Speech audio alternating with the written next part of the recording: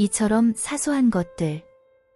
이 책은 아일랜드 더블린주에서 실제로 있었던 이야기를 배경으로 허구의 인물 빌 펄롱이 자칫 모든 것을 잃을 수 있는 선택 앞에서 고뇌하는 내면의 이야기를 담고 있습니다.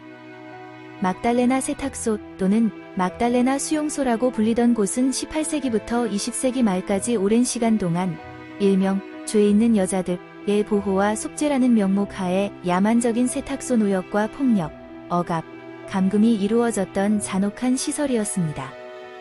이 시설은 아일랜드 국가의 은밀한 지원을 받으며 특히 카톨릭 교회에 의해 운영되었습니다. 마지막 막달레나 세탁소는 1996년에 폐쇄되었고 이후 생존자들의 증언이 나오며 이 잔혹한 시설과 행위에 대해 밝혀졌습니다. 2013년에 이르러서야 국가 차원의 사과문이 발표되었고 생존자들에 대한 배상이 이루어졌습니다. 그럼 이제 암울한 시절 아일랜드 더블린에 살고 있던 빌 펄롱의 이야기를 시작합니다. 야적장에서 석탄과 목재를 파는 선한 빌 펄롱.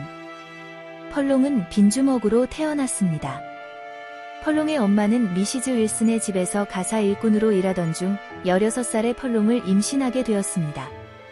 펄롱 엄마의 가족들은 모두 그녀를 외면했지만 미시즈 윌슨의 도움으로 그 집에서 계속 지내며 일을 할 수 있었고 펄롱이 태어난 후에도 그 집에서 일하며 함께 지냈습니다. 펄롱의 엄마와 펄롱을 거두어준 미시즈 윌슨은 남편이 전사한 후 유족연금을 받으면서 소소하게 농장을 운영하며 소박하게 살아가던 여성이었습니다. 미시즈 윌슨은 펄롱이 자라자 잔심부름을 시키고 글도 가르쳐주며 펄롱을 아꼈습니다. 펄롱이 12살 때 펄롱의 엄마가 갑작스러운 뇌출혈로 사망했음에도 미시즈 윌슨은 계속해서 펄롱을 돌보아 주었습니다.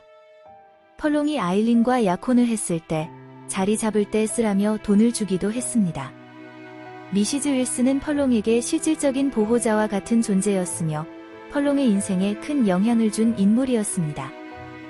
펄롱은 일하다가 만난 반짝이는 검은 머리카락과 진한 회색 눈을 가진 아름다운 아일린과 결혼했고 아일린을 닮은 예쁜 딸 5을 부양하며 살고 있습니다. 펄롱의 첫째 딸 캐슬리는 세인트 마거릿 중학교에 다니며 토요일마다 아빠와 함께 출근해 장부 정리를 도울 정도로 똑똑했습니다. 둘째 딸 조에는 세인트 마거릿 중학교에 다니며 합창단 활동을 하고 있었습니다. 셋째 딸 실라와 넷째 딸 그레이스 역시 똑똑하고 음악에 관심이 많아 수녀원에서 아코디언을 배우고 있었습니다. 막내딸 로레타는 수줍음이 많지만 그림 대회에서 상을 받을 정도로 재능이 있는 아이였습니다. 펄롱은 예에 바르고 똑똑하게 자라고 있는 딸들이 매우 자랑스러웠습니다. 비록 지역의 사업체들이 경영이 어려워 폐업하고 정리해고를 하여 많은 사람들이 지역을 떠나거나 이민을 가는 혹독한 시기였지만 펄롱은 5딸과 아내 아일린을 부양하기 위해 힘들지만 열심히 버티며 조용히 지내기로 결심했습니다. 12월이 찾아왔고 시청 앞에 설치된 크리스마스 트리를 보러 가족들과 외출한 후 돌아온 펄롱은 아직 어린 막내를 제외한 4딸들에게 산타에게 받고 싶은 선물에 대해 편지를 쓰라고 독려했습니다. 아내 아일린은 크리스마스 케이크를 구울 준비를 하고 있었습니다. 이 모습에 문득 어린 시절을 떠올리던 펄롱. 펄롱은 어린 시절 받고 싶은 선물 편지에 아빠나 직소 퍼즐을 적었지만 끝내 그 어느 것도 받지 못하고 눈물 흘렸던 기억을 잠시 떠올렸습니다. 아이들이 잠자리에 든 후 아이들이 받고 싶어하는 선물 편지를 확인하였습니다. 그리고 여느 부부처럼 한 해를 무리 없이 보낸 것에 대한 안도감과 함께 아내가 들려주는 이런저런 시시콜콜한 지역 사람들에 대한 이야기로 밤을 보냈습니다. 크리스마스가 다가오고 펄롱은 강 건너 언덕 위에 있는 수녀원으로 석탄 배달을 갔습니다. 예쁘고 정갈하게 꾸며진 수녀원 정원을 지나 작은 예배당으로 카멜 수녀를 찾으러 들어갔습니다. 그곳에서 예배당 바닥을 광택제로 닦고 있던 여자아이 2을 발견했습니다. 처참한 몰골의 그녀들은 펄롱을 보자 자신들을 탈출시켜달라고 매달렸지만 곧 들어온 수녀를 보고는 들킬까봐 재빨리 다시 바닥에 엎드려 윤을 내기 시작했습니다. 딱딱하고 고집세어 보이는 수녀에게 석탄을 배달하고 수녀원을 나서는 펄롱. 수녀원은 명문 중학교 세인트 마거릿뿐만 아니라 직업여학교와 세탁소도 운영하고 있었고 세탁소에 대한 평판은 부유층들 사이에서 꽤 좋았습니다. 그러나 다른 한편에서는 직업학교가 타락한 여자들을 교화라는 명목으로 강제노역에 동원하고 미혼모에게서 태어난 아이들을 외국으로 돈을 받고 팔아넘긴다는 등의 흉흉한 소문도 존재했습니다. 예배당의 여자아이들을 만난 후 펄롱의 머릿속에는 비참한 모습의 두 소녀가 가득 차 있었고 그로 인해 잘못된 길로 들어서서 한참을 돌아가야 했습니다. 집에 돌아온 후에도 그 모습이 잊히지 않았던 펄롱은 오늘 보았던 일을 아일린에게 이야기했습니다. 그러자 아일린은 정색하며 상관없는 일에 나서지 말라고 질책했습니다. 그 일이 있고 시간이 좀 지난 후 새벽 일찍 수녀원에 다시 석탄을 배달하러 간 펄롱. 수녀원의 석탄 창고 문을 열고 손전등을 비추는 순간 석탄 창고 안에 처참한 몰골의 여자아이를 발견하였습니다. 펄롱이 외투를 벗어 덮어주려 다가갔을 때 여자아이는 잔뜩 움츠러들었습니다. 제대로 서있지도 못하는 아이를 부축하여 수녀원 현관으로 향하고 있을 때 아이는 조용히 펄롱에게 자신의 아이가 어떻게 지내고 있는지 물어봐 달라고 부탁했습니다. 수녀원 현관이 열리고 원장 수녀가 아이를 부축하여 데려온 펄롱을 안쪽으로 안내했습니다. 펄롱은 그냥 그 자리를 떠나고 싶었지만 원장 수녀는 계속하여 펄롱을 안쪽으로 인도하며 차와 케이크를 대접했습니다. 동시에 젊은 수녀에게 여자아이를 데려가 씻기고 뭘 좀 먹이라고 시켰습니다. 원장 수녀는 펄롱에게 세인트 마거릿 중학교에 다니고 있는 첫째, 둘째, 딸들의 안부와 수녀원에서 아코디언을 배우고 있는 셋째, 넷째, 딸들의 안부를 물었습니다.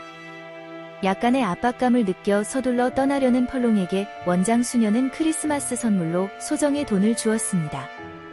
수녀원을 나오는 길, 펄롱은 석탄 창고에 갇혀있던 아이가 말끔하게 씻은 채로 넓고 텅 빈 테이블에 멍하니 앉아있는 모습을 보았습니다. 여자아이에게 자신에 대해 말하며 도움이 필요하면 알려달라고 했으나 아이는 더 이상 아무 말도 하지 않았고 펄롱은 그대로 수녀원을 떠났습니다. 집으로 돌아온 펄롱은 가족들과 함께 성당에 미사를 보러 갔지만 미사의 내용이 전혀 귀에 들어오지 않고 괜히 길게만 느껴졌습니다. 집에 돌아와서도 펄롱은 무언가 마음에 걸린 듯 끙끙거렸고 저녁 6시가 넘어 갑자기 네드를 보러 가야겠다며 집을 나섰습니다. 네드는 펄롱이 어릴 적부터 미시즈 윌슨의 집에서 농장일을 봐주며 함께 지냈던 삼촌과 같은 존재였는데 최근 병이 생겼다는 소식을 들었습니다. 네드를 만나러 미시즈 윌슨 저택으로 갔지만 네드는 다른 곳에서 요양을 하고 있어 정작 만날 수 없었습니다. 저택에서 나오는 길에 네드에 대해 알려주던 여성이 펄롱이 네드와 닮아 윌슨가의 친척이라고 오해했고 펄롱은 그제서야 자신이 네드와 닮았다는 사실을 깨달았습니다. 차 안에 앉아있던 펄롱은 오늘 내내 자신을 괴롭혔던 것이 석탄 창고 속의 여자아이도 아니고 원장 수녀의 고압적이던 태도도 아님을 깨달았습니다. 펄롱이 안절부절 못했던 이유는 그 여자아이가 받고 있던 취급을 보고도 아무 행동을 하지 않았고 아기의 안부를 묻지 않았으며 원장 수녀가 준 돈을 받고 여자아이를 그곳에 남겨둔 채 떠나와 위선자처럼 미사를 보러 성당으로 갔다는 사실이었습니다. 크리스마스 이브, 일을 마치고 직원들과 자주 가는 식당을 찾은 펄롱.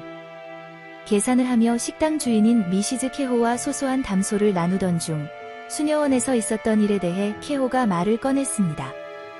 그러면서 케호는 펄롱에게 수녀들과 엮이지 말라고 웃으며 충고했습니다.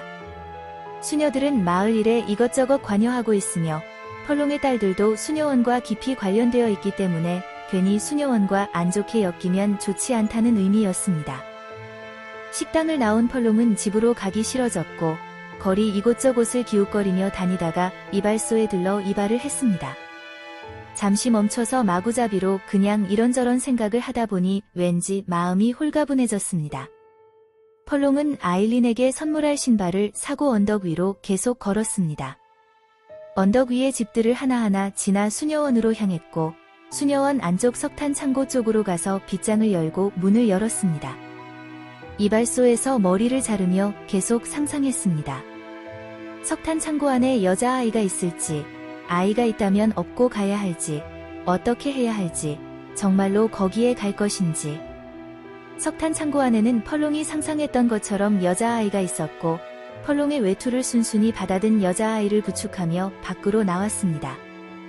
집으로 가는 길, 펄롱은 알거나 모르는 사람들을 계속 마주쳤습니다. 하지만 펄롱은 몸이 가볍고 당당한 느낌이 들며 왠지 모를 기쁨이 솟았습니다. 미시즈 윌슨이 보여준 친절, 어떻게 자신을 가르치고 격려했는지 말이나 행동으로 하거나 하지 않은 사소한 것들을 생각했습니다. 펄롱은 최악의 상황이 이제 시작됐다는 것을 알고 있었습니다. 하지만 할 수 있었는데 하지 않은 일, 그래서 평생 짊어지고 살아야 했을 일은 이제 없다고 생각하며 지금부터 마주하게 될 고통은 어떤 것이든 옆에 있는 아이가 겪은 고통에 비하면 아무것도 아니라고 생각했습니다. 펄롱은 자신들과 아이가 어떻게든 해나가리라고 순수한 마음으로 기대하고 믿었습니다. 펄롱의 이야기는 여기서 끝났습니다. 아마 펄롱과 그의 가족은 수녀원의 온갖 방해를 받으며 힘든 나날을 보내지 않았을까 생각이 듭니다. 당시의 상황과 모습이 눈에 보이는 듯 생생하게 표현되어 있어 읽는 동안 내용에 푹 빠질 수 있었던 책이었습니다. 책이 두껍지 않고 짧아서 간단하게 짬내서 읽기 딱 좋았으며 얇지만 묵직한 임팩트가 있었던 것 같습니다. 시간 되시면 한 번쯤 이 책을 읽어보시길 추천드리며 좋아요와 구독도 부탁드립니다. 지금까지 소소한 일상이었습니다. 감사합니다.